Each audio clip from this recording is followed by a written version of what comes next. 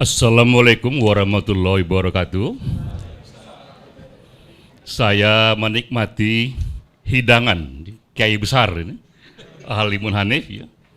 Ini pengantar diskusi bagian dari hidangan buka puasa kita ya.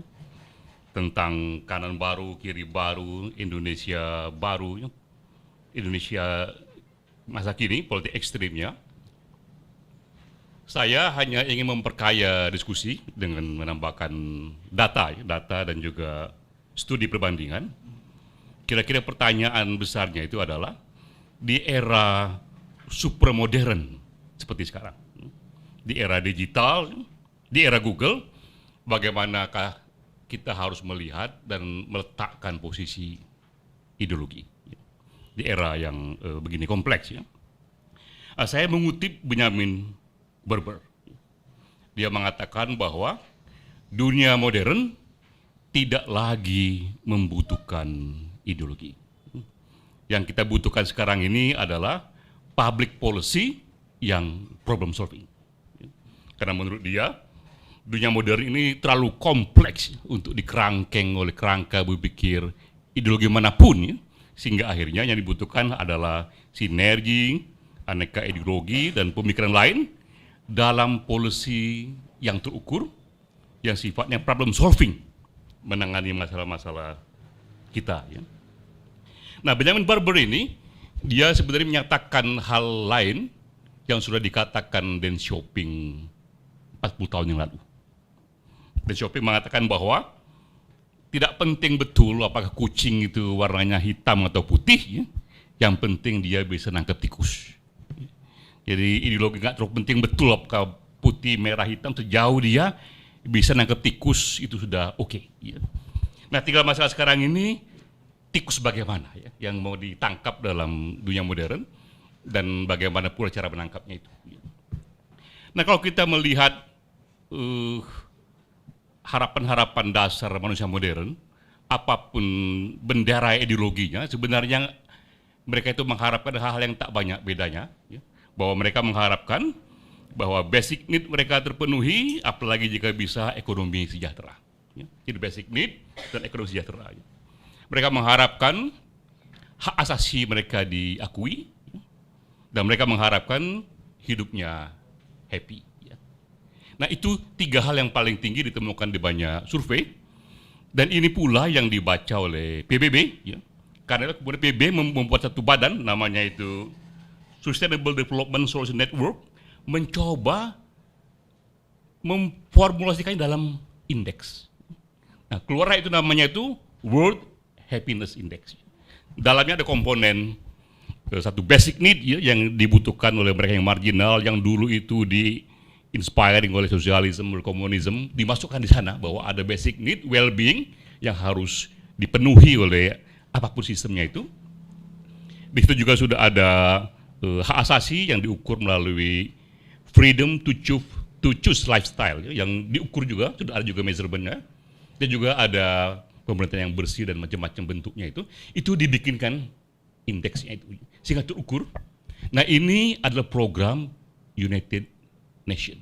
Nah, dia melihat jika ini ukurannya di negara bagaimana semua inspirasi dari aneka ideologi itu terpenuhi. Ya.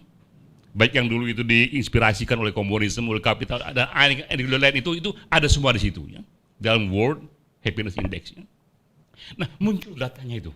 Ada 157 negara. Dibikin rankingnya, itu dikuantifikasi, terlibat di sana banyak para ilmuwan ya, termasuk yang menerima Nobel. Nah, yang menarik itu adalah bahwa ranking 10 tertinggi itu yang mempunyai indeks tertinggi itu memang negara-negara di Eropa, ya, terutama Skandinavia, Denmark, Swedia, Norwegia, ya, itu 10 tertinggi negara-negara Eropa. Nah, 10 terendah itu negara-negara Islam garis keras dan Afrika, termasuk Afghanistan, ya, Syria, Rwanda, ya, sisanya dia ada di tengah. Gitu, ya. Jadi inilah map dari data. Ketika semua inspirasi ideologi itu diukur secara saintifik, yang kita lihat terpenuhinya justru oleh negara-negara di Eropa sana. Nah, menarik kita untuk explore bagaimana 10 negara yang tertinggi ini memberlakukan ideologi. Ya. Kita lihat mereka berbeda, tapi ada kesamaan bahwa dalam ekonomi bentuknya pastilah dia mengakomodasi ekonomi pasar, ya, yang memberikan kebebasan usaha kepada setiap individu. Dalam demokrasi, dalam politik juga demokrasi yang diterapkan supaya publik bisa mengontrol pemerintahan. Nah, yang kemudian mengendalikan pemerintah memang bukan lagi ideologi. Jadi pemerintah membuat kebijakan tak lagi bersandar pada ideologi yang kaku, dia semata-mata bersandar pada public policy yang terukur. Secara periodik, kadang-kadang dia sifatnya itu lebih menaikkan pajak dalam rangka punya dana besar untuk welfare program. Periode berikutnya kadang-kadang pajaknya diredakan supaya ekonomi lebih tumbuh, ya. Tapi tidak lagi bicara soal ideologi. Nah, kemana ideologi di dunia modern? Ya? Nah, dalam spektrum yang beragam, tentu saja ideologi masih hadir, ya. Tapi levelnya sudah turun. Ya? Jadi ideologi tak lagi menjadi guideline dari satu public policy, tapi dia berhenti menjadi lifestyle individu. Jadi individu di sana bebas saja dia, apapun yang ingin diyakini, dia di Eropa pun, di Amerika pun masih ada itu komunisme, ya, ada juga nazisme, ada fasisme, tapi dia berhenti sebagai keyakinan individu yang tak lagi punya banyak pengaruh. Ya.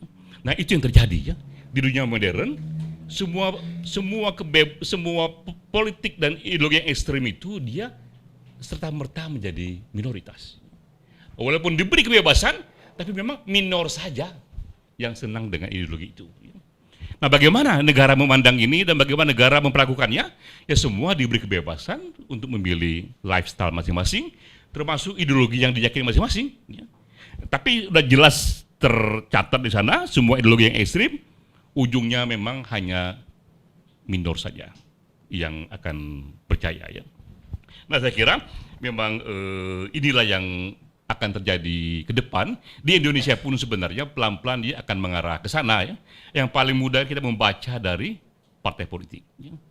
Karena semua partai politik sekarang ini dia dibolehkan memilih apa yang menjadi platform dia. Dan kita lihat di tahun 2014, 4 partai itu besar, PDIP, Golkar, Gerindra, dan Demokrat, semuanya bisa kita sebut tak ada yang menyuarakan politik ekstrim, apakah itu Islam kanan ataukah itu komunisme yang kiri, ya.